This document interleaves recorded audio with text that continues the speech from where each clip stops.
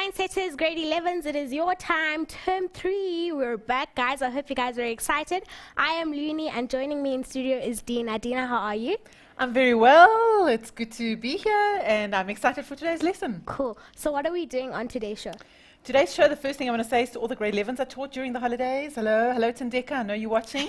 And then I'll be doing some measurement that you've covered in grade 10, but I'll just be taking it a little bit step forward with a couple more of objects included into one unit. Oh, okay, cool. So it's measurement, guys. Yes. So Dina, I'll send you to your board. Thank you. So Mindsetters, don't forget to join us and to watch and to just, focus and concentrate. Thank you so much to Macmillan for making this show possible. To keep in touch with us, guys, you can go onto facebook.com/learnextra. On Twitter, our handle is @learnextra to download the show notes, the videos, the schedules, to check out the products that we have for revision and everything else wonderful and learning more and learning extra and all of that. You can go onto learnextra.co.za/live. Remember, guys, I do post the notes on our Facebook page. So just remember to like our Facebook page. I'll post the notes and any other information that you will need for the whole show. So with all that said, and thanks to Macmillan, Dina, straight to you. Right, everybody, thanks, Looney, and I'm really, really excited because measurement's one of those sections in maths that really makes sense. It's very practical, it's useful, and for those that are always asking, where will I use this? This is the right topic for you. You're going to be finding shapes whose areas you want, whose volumes you want to calculate, and so this is the mathematics for you. For those who are numerically minded as well and love to work with the numbers and number crunching, this is also the section for you.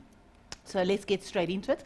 What we're going to do is have a look at the formulae that we've used previously, either in grade 9 or grade 10, because we're really not adding anything new. The standard shapes have remained. We're not adding any new shapes. So if you remember, from grade 10, we worked with the right prism, we worked with a cylinder, a right cylinder, we worked with a cone, and we worked with a sphere.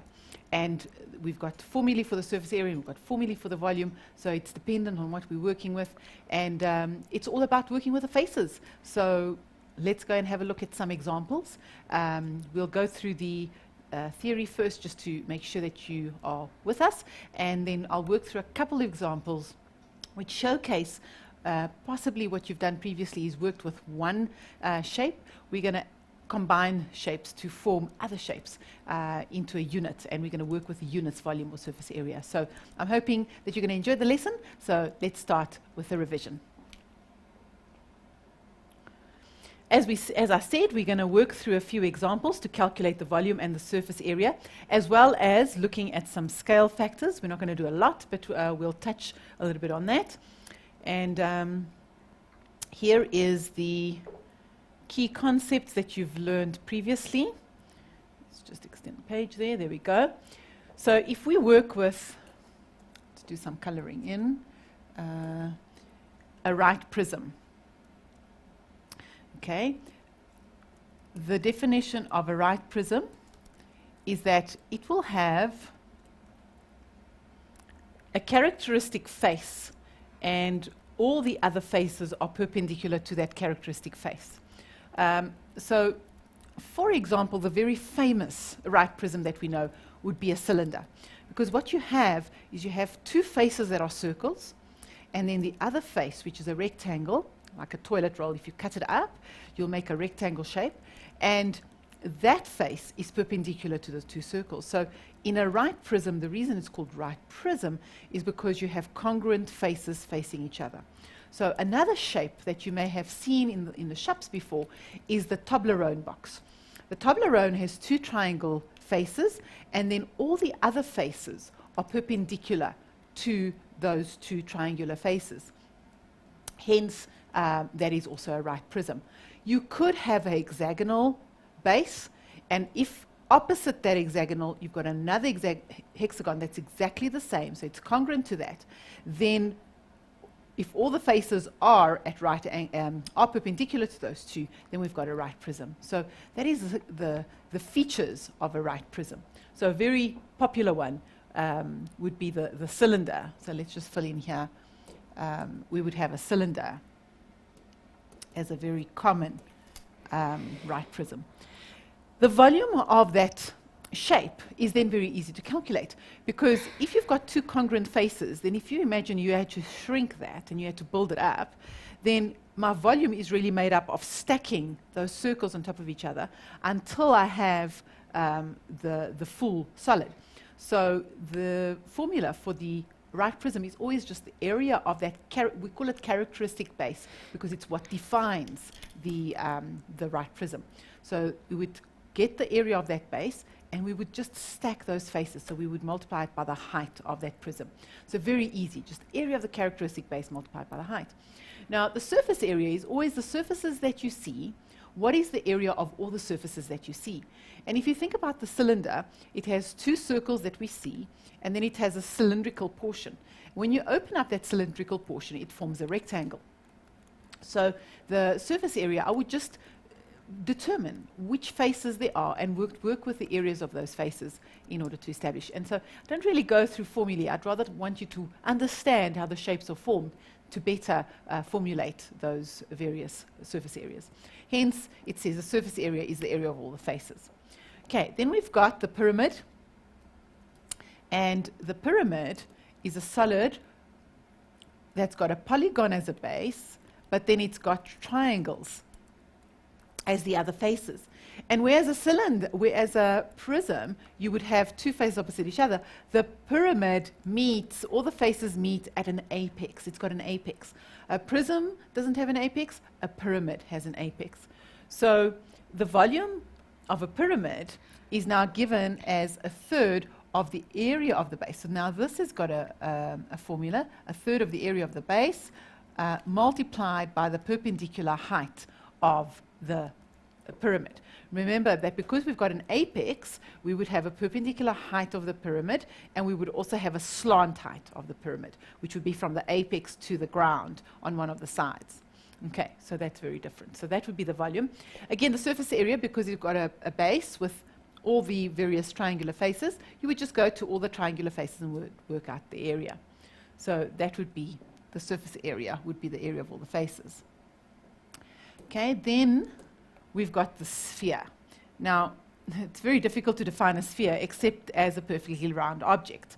So a spherical object would be perfectly round, and the volume of a sphere is this very interesting 4/3 pi r cubed, where r is the radius of the sphere. Okay, and the surface area is 4 pi r squared. And this formula you must know because they don't appear on the formula sheet as such. Okay, and then the cone. Okay, so now you're very familiar with a cone. Cones have circular bases and a curved lateral face meeting at an apex. So whereas a pyramid has got a square face or a polygon face, a cone has got a circular face. And then its other side meets at an apex. It's a cylindrical shape that meets at an apex. And so the volume here is the same as the pyramid. It's a third of the area of the base multiplied by the perpendicular height. So you take it from the apex to the ground, perpendicular to the ground, as opposed to the slant height.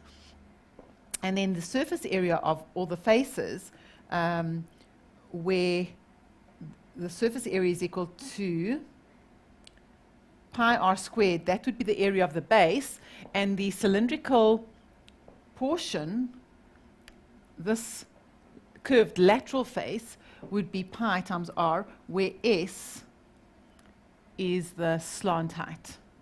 So s is the slant height. Okay, now you know all that from grade 10. That's just as a means of revision, and we're going to come back to this if we forget some of the formulae. But for now, let's go and have a look at our first question. Okay, now,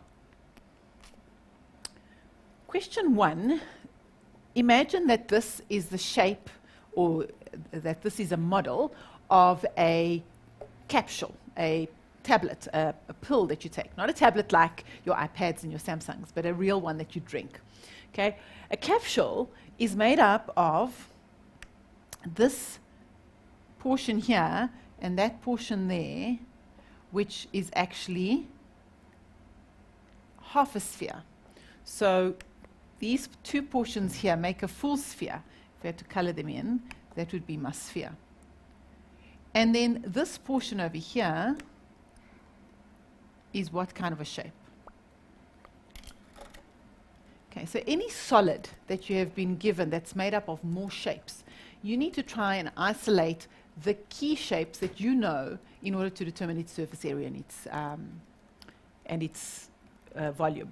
So if we have to think that this is a 3D model of a capsule or a pill that you take, that you drink, then this portion, the pink portion, if we have to chop off these two blue portions, would give us a cylinder. So if we were working with a volume, we would want the volume of the cylinder plus the volume of the sphere. So that's in terms of volumes, because volumes is all about the kind of shapes that we have. But what about the surface area? The surface area would be made up of the pink portion, if it's a cylinder, would constitute that rectangle, and then the surface area of the blue would be the surface area of a sphere, because if I had to put these two together, I would get a completely spherical object. Okay, so now the dimensions that we're given, can you see? We're given that that's 0.75, or just 3/4 of a centimeter, and that's 1.5 centimeters from either side. Now, if that is a sphere, then that would be the diameter of the sphere, which would give you a radius. So if we had to write it down, then the diameter is 0.75. Then the radius would just be half of that diameter. Okay, and that would give me the radius of the sphere. It's sometimes good to just represent with a little acronym, a little subscript, just which shape you're referring to. It helps to denote that various shape. And then if we had that as my radius of the sphere, then my radius of the sphere goes all the way there. So from there all the way to that point would be half of 0.75, and the same thing would happen here to the end there. So this cylindrical portion, just this portion of the cylinder here, would have to be 1.5 minus our half of that, and half of that would just be 0.75. So in other words, we've actually got that the cylinder has a height of 0.75. And the cylinder would also then have a radius of 0.75 because it's sharing it. So it's got a radius and it's got a length of 0.75. So with all those dimensions, we're now ready to start doing some calculations. Okay, well, the first one we'll do is we'll work with a volume. And we said that the volume of the capsule was the volume of a sphere plus the volume of a cylinder, where the sphere has a radius. And remember that the volume of the sphere is 4/3 pi, and the radius was 0.75 cubed. And the volume of the cylinder was the area of the base multiplied by the height.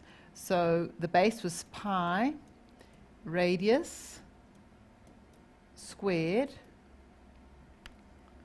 multiplied by the height, which was 0.75.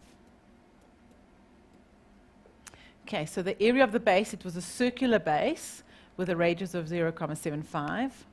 Okay, but if we just go back, we said that the radius of the sphere was actually half of that, because that's the diameter. So let's just edit over here and just say that that's divided by 2, and that's also divided by 2. So the radius was half of that. Only the height was 0.75. So let's just, yeah. The radius was 0.75. Let's just clear that out there. And let's just edit that as 0.75 divided by 2, because it was from there to there, which is half of this distance over there. So it's really 0.5 divided by 2. Once we've got that all information, now we can just go onto the calculator and just put all that data in. If we move it across here, then we've got our 4/3, and some of you might be quicker at this than I am, so you've already got an answer, times pi times our 0.75 divided by 2, which we are cubing. Okay, and then we're going to add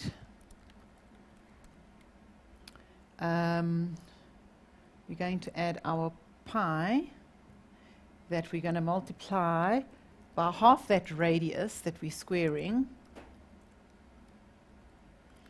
multiplied by half the radius, 0.75 divided by 2, and we're squaring that, and we're then multiplying it by 0.75.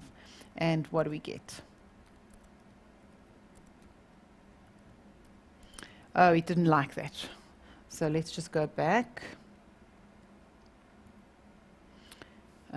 It really didn't like that. So we've got our 4/3, which was our sphere, and then we added on our cylinder, which was our squared. Okay, and then we had to multiply by 0.75, and then just close brackets. Okay, there we go. So we've actually got 0.5, and that's in volume. So 0.55. So that's equal to 0.55, and we were working with centimeters, so it will be centimeters cubed. This value over here is centimeters cubed, and that one would be centimeters squared times centimeters, which would be centimeters cubed. So that is the volume of that capsule. Over to you, Looney. Okay, cool. Guys, thank you so much for tuning in. I'd just like to send a quick shout out to @Sasanda Beatbox on Twitter, @TBG, @Bessie1, and @Matasiwo. Thank you so much for tweeting us, guys, and for keeping in touch with us. Remember, we are going to take a very short break, but don't go anywhere because Dina will be back straight after this.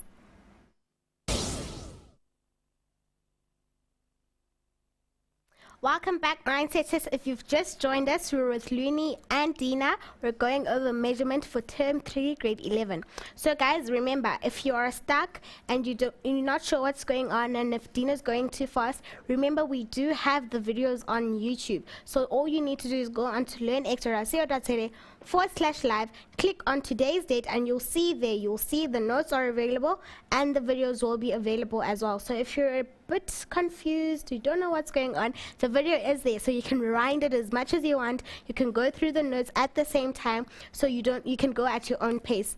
Dina's just on a roll here because she's excited about measurement and she's excited to be back for Term 3, so I won't waste any more time. I'll take it straight back to her. Thanks so much, Looney. Yes, it is. We've just been on holiday, so we're full of energy, full of beans, and we just want to get going. However, we have always prepared 3 sections for you, and in order to get through those sections, the speed is really the right speed. So if you are battling to keep up, then take Looney's advice and just go back and just go through it once again. Hearing it over and over again will certainly settle it for you. Okay, looking at the next question, I did look at the vitamin pill, the first question. Let's look at another object, and let's work with the surface area and volume of this object.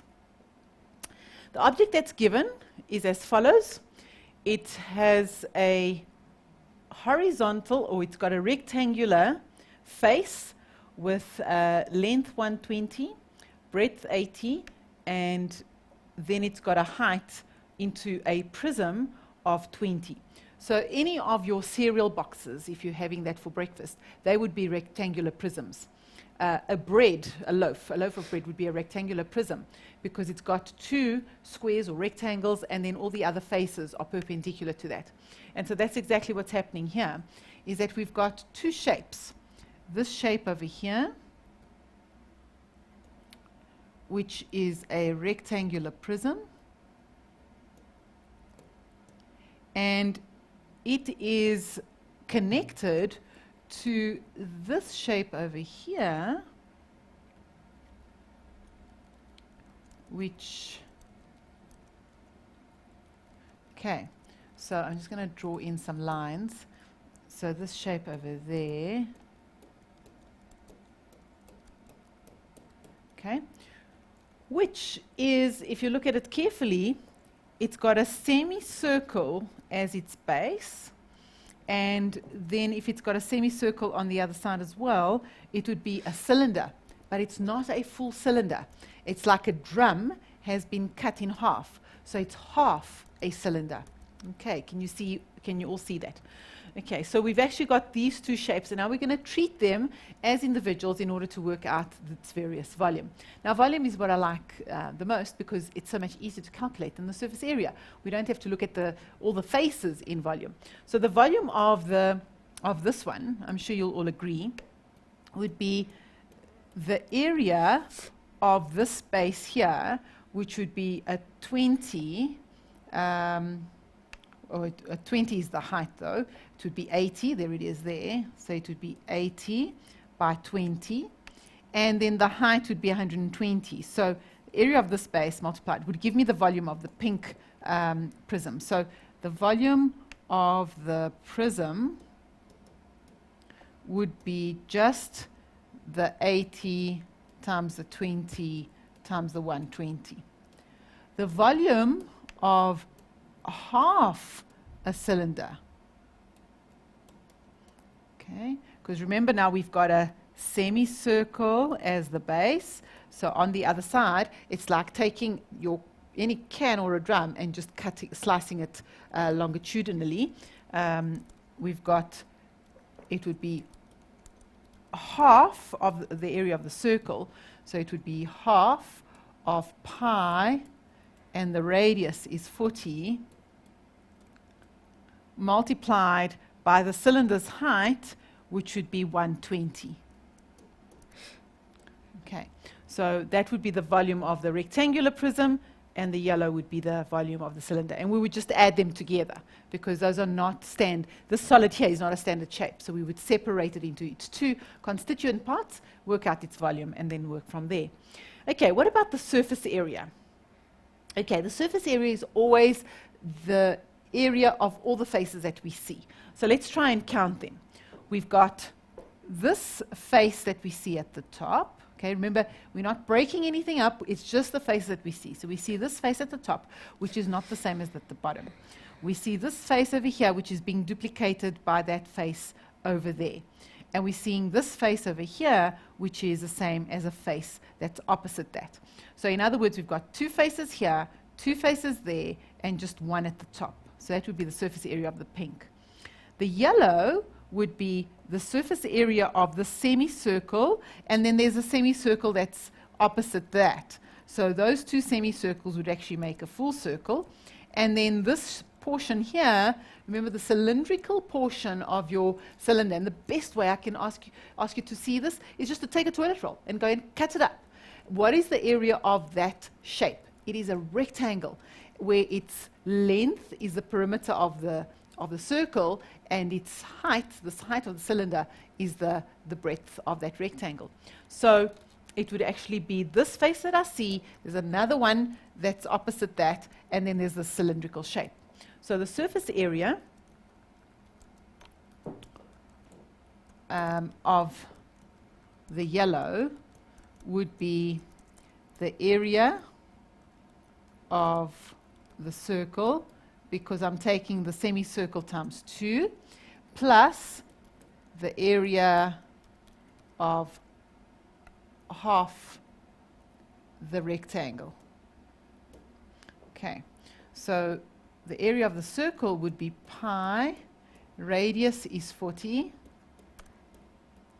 plus the area of half the rectangle, which would be half multiplied by the height is 120, and the area of the base is a half of pi r squared, which is 40 squared. Okay, so we have, if we were to take a cylinder and we'd now cut it down the middle, this portion over here and the portion that's opposite it would make a full circle. So there's my area of the circle. And then I'm just taking this portion over here, which is half my cylinder, and that portion over there is the perimeter. So it would be half of the perimeter, which is 2 pi r. So there's an error over here. Let's just fix that. So let's just correct that. This rectangle that you open up to would have, that's the height of the cylinder, and this would be the circumference of the circle. But I'm taking half of that, so it's the circumference divided by 2.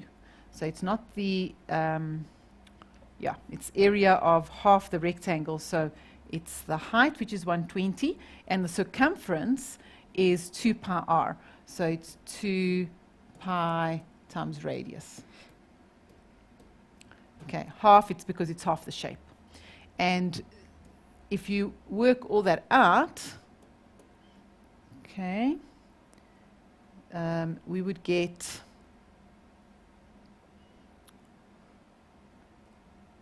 okay, so we've got pi times 40 squared times our pi value, and then we're going to add it to 0.5 times 120 times 80 pi. And we're just going to close that. Times, my pi didn't pop up. There we go. And we can close that, and we get that value, which we can call it in terms of value. So it's 2106. So it's 20,106 watt. We were working in centimeters, so it's centimeters squared. So that would be the calculation of breaking it up into the faces that we see. But that's only the yellow portion. The pink portion, we said how many rectangles were there? There were 5, hey? So we had a rectangle. We had rectangular faces.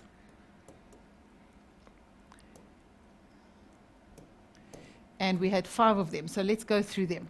If that is the height, and we had that as 20. So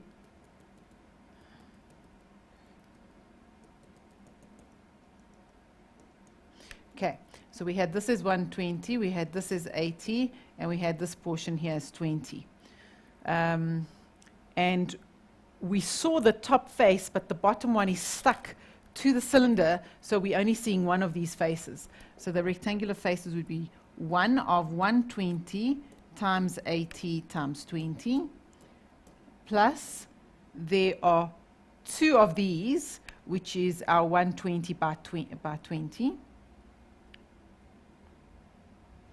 No, something's not right here. The top face is just 120 by 80. Okay. Let's go through that again. So we've got this face over here, and because it's a face, it's a 2D shape. So it's got 120 by 80 as the one. There are 2 faces of 120 by 20. And there are 2 of these faces that are opposite each other, and that would be our 80 by 20. And there are 2 faces of 80 by 20. Okay, if we go back, you'll see there's our face here.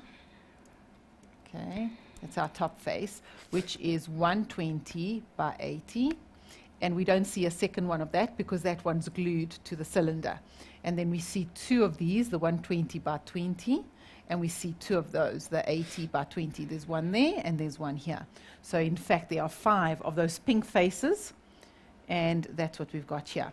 The top one, and 2 of those, and 2 of those. And now we just add it all up. So we've got 120 times our 80 plus our 40 times 120 plus our 40 times 80.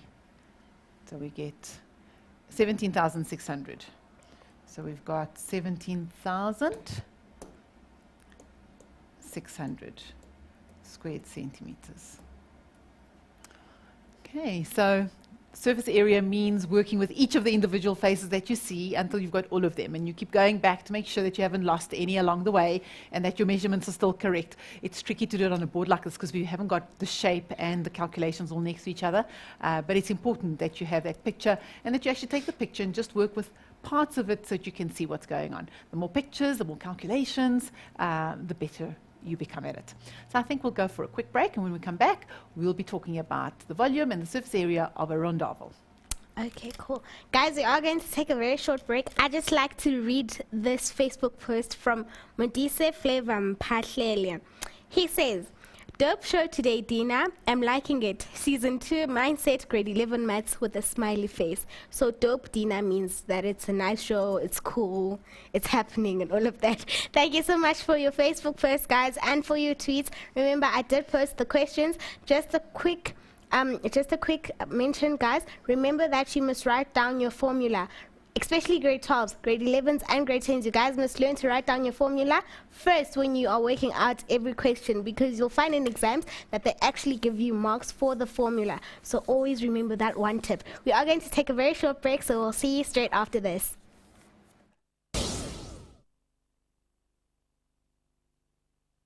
Welcome back, Mindsetters. I hope you guys are ready, your brains are fresh, you took some water, you had some juice, just to get you prepared for our last segment. Dina is with us and she'll be helping you with everything that you need to know about measurements. So Dina? Thanks, Looney. And for those of you that don't know where the formulae is, there was a question about the formulae. It is on the notes. Just go back. I have put all the formulae up there, so you can just check. And if there's any formulae that you don't know, you can really Google it. It will really pop up if there's some foreign or strange formula that we haven't seen before. Okay. I said to you I would come back and look at the volume and surface area of a Rondaval, and we're going to make some assumptions here. The question was given in the Clever, Keeping It Maths, the textbook from Macmillan. However, there are a couple of details that are missing, so we're going to fill in the gaps in order to be able to get to some kind of a nice answer. Okay. Right, so here's a model of a Rondaval, and it says Benjamin has a model of a Rondaval and wants to increase it by a scale factor of 3, so he wants to make it 3 times as bigger. And we need to calculate the surface area and the volume of the current model and also of the new model. And in terms of surface areas and volumes, your area will always be scaled up by a factor of a squared number, whatever your scale factor is.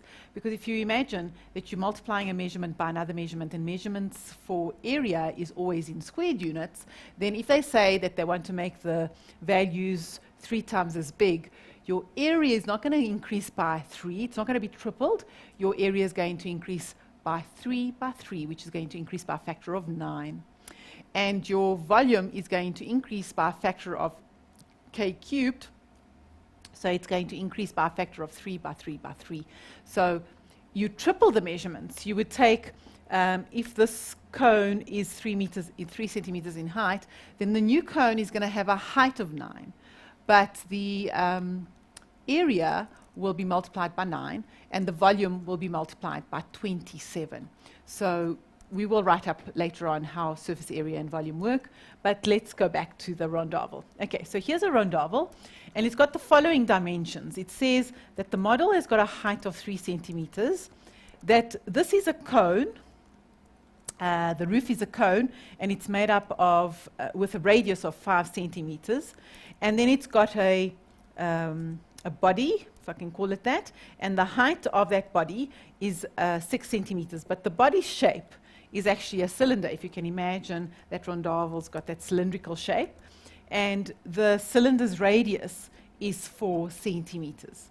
Okay? And we'd like to work with the area and the volume. Now, there's going to be some assumptions here. We're going to assume that the doors and the windows are closed, so that we're taking the solid as not having any gaps. For this particular calculation, we're going to make that assumption because we're not going to be using paint or anything. We're just working out the core surface area and that. And we're also going to assume that because the Rondaval is on a patch of ground, well, in reality, it could be on a patch of ground, that we're not going to take, we're not going to lift it. We're going to assume that it is actually connected to the ground. So what we see is then the cylindrical portion, and we see this. And I'm making those assumptions. I'm saying that's part of how we're going to be calculating this. You could be calculating it in a different way, depending on the instruction. But in the absence of instructions, we're going to fill in those gaps. So we're going to say, let us work with these conditions. So we are setting some conditions at the outset. Okay, so I don't think it's difficult to see that we're working with this shape over here, which is our cone. And we're working with this shape over here, which is our cylinder. And we are making some conditions. We're saying that this Rondaval is to the ground, so we only see the cylindrical portion, and we only see this cone. Okay. But can you see something else that we can also add to the surface area? And that is that there's this overhang. So there is this area underneath this cone that we would also have to work out. Okay, so I still maintain that the volume would be the easiest to calculate. So if we took the blue volume, which is the volume of the cylinder, let's just put it in there, volume of the cylinder, we're quite happy with that. We know that that is always the area of the base multiplied by the height. So it would be pi r squared multiplied by the height. And the volume of the cone, can you remember what that was? The volume is 4/3 pi r cubed. Okay, so can you see it's really, really easy. Our radius has been given to us as 4, so that's 4 squared. Our height has been given to us as 6, so it's just a simple substitution. And the radius of the cone is given to us as 5. So the volumes are really sorted out. We've got all the measurements we need, okay? So that would be assuming that the door and the windows were covered. Now, the surface is a little bit more trickier because it's not as straightforward since we've got this overhang and we need to work out the area of that overhang. How do you suggest that we do that? Okay. And also, if you remember, the area of this curved surface is, has got a formula of its own. If you remember, it's pi rs, where s is the slant height. And we're looking at this, and we don't have the slant height. We've got the perpendicular height is 3, the cone radius is 5. How do we work out the slant height? That's a good question, hey? So the slant height is calculated by taking the height, the perpendicular height of the cone, drawing in the radius, and the slant height of that cone, okay, will be the hypotenuse of a right-angled triangle. Pythagoras is always coming to our rescue. How's that? So we have 3, we've got a cone radius of 5, and so our hypotenuse would be equal to 25 plus 9 would be 34, so that would be the square root of 34. Okay, so we now have the slant height, so we can now work out this pink area. So we can work out the pink, we can work out the blue. How are we going to work out the leftovers of that overhang? Okay, let's try and draw some pictures and just see what's going on there. Okay, so let's assume that this is where, if we could see it, that circle, if you had to take that roof off, all you would see would be a circle. And that circle, in fact, it's not, this is an ellipse. Okay, I'm assuming that we see it as a circle. So it would be a circle of the cylindrical part. Then you put the cone on. The cone has got a bigger circle that it falls on. So this becomes the cone meeting the actual structure. So this portion becomes the overhang. This portion over here becomes that overhang. And so you've got a circle superimposed on another, where one is bigger than the other, creating the overhang, but the overhang's area is just that. It's almost like that donut shape. And the donut shape has got, because this is a hole, it would be working with the total area. So that would be the total radius, or the big radius.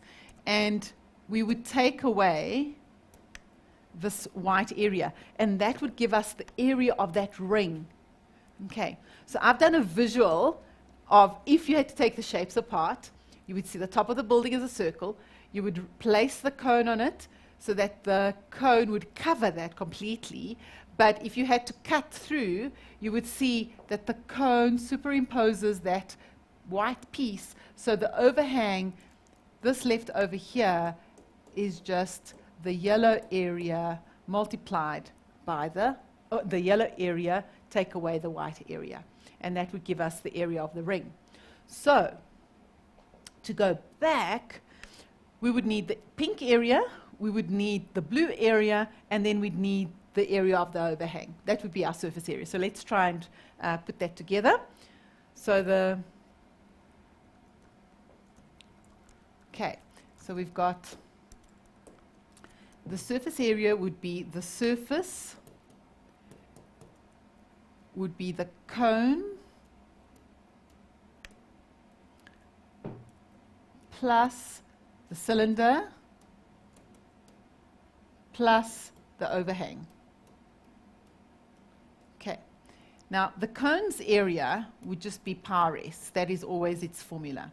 The cylinder would be pi r squared times height.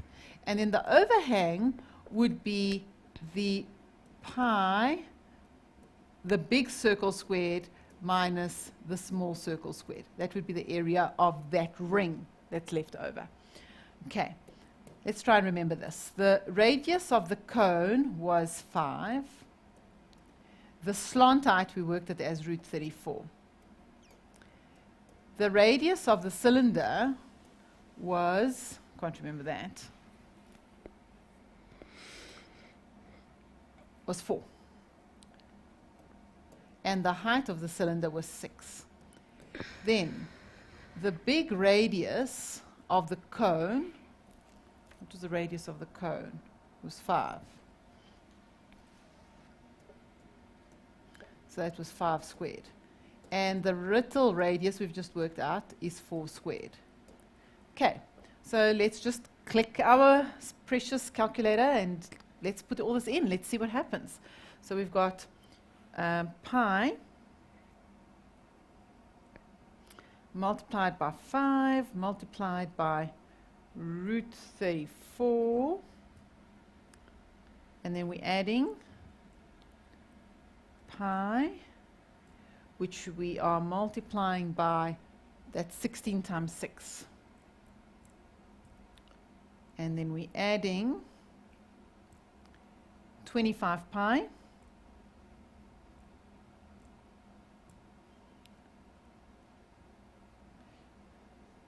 And we're also going to take away our 16 times pi. What does that give us? 421. So that would be our surface area. 421,5.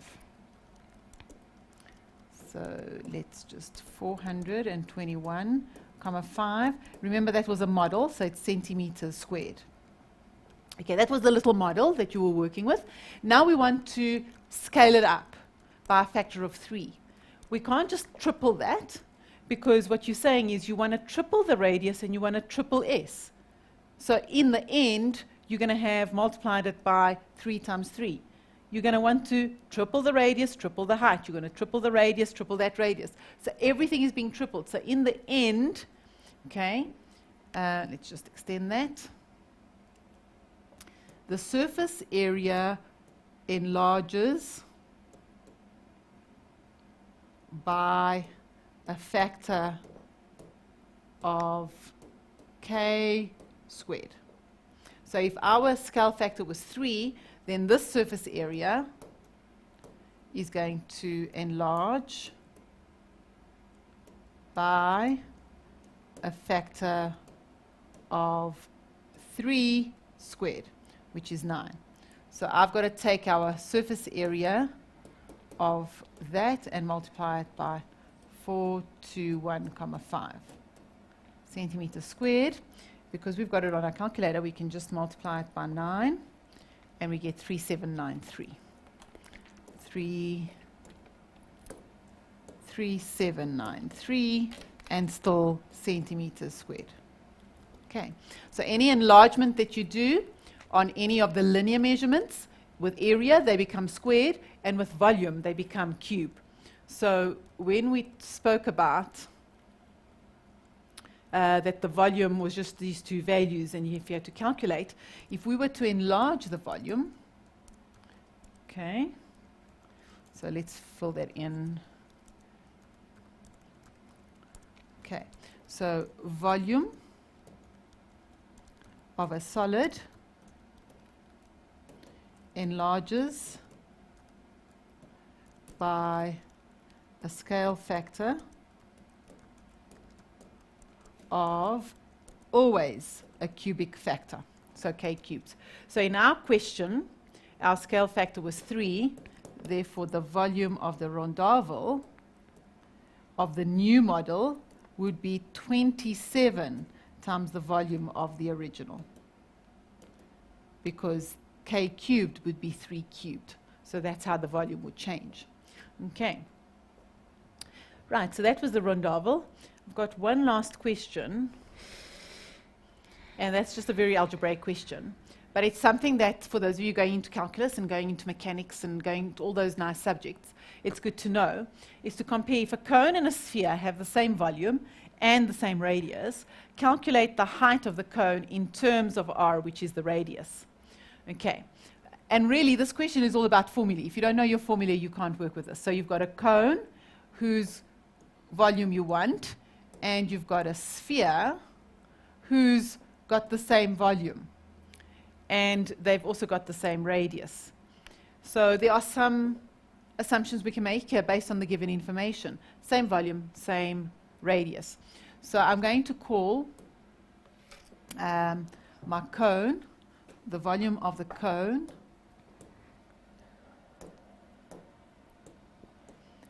is always 4/3 pi r cubed.